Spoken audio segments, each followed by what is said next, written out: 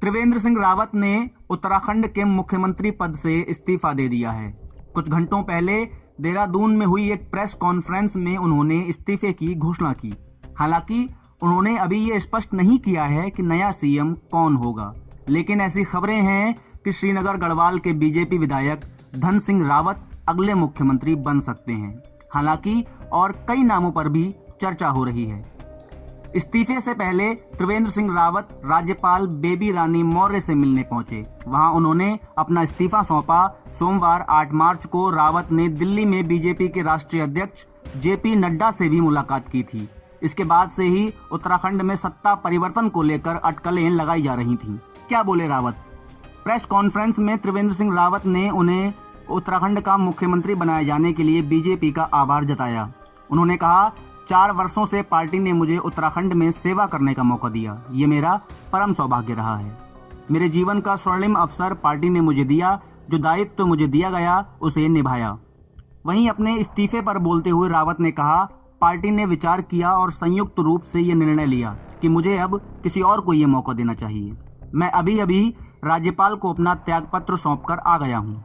त्रिवेंद्र सिंह रावत के इस्तीफे को लेकर कई तरह की अटकलें लगाई जा रही हैं।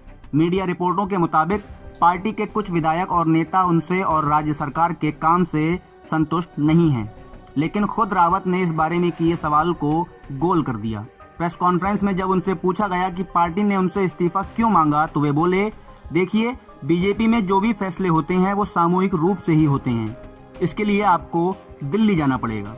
इसके बाद रावत ने कहा कि बुधवार को पार्टी मुख्यालय पर 10 बजे विधानमंडल की बैठक होगी। सभी विधायक उसमें शामिल होंगे।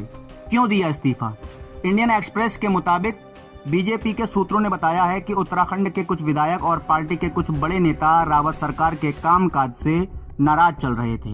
उन्होंने आरएसएस और बीजेपी के केंद्रीय नेतृत्व के समक्ष इसे जाहिर भी किया था। इसके अलावा कई वरिष्ठ विधायक काफी समय से कैबिनेट विस्तार की भी मांग उठा रहे थे।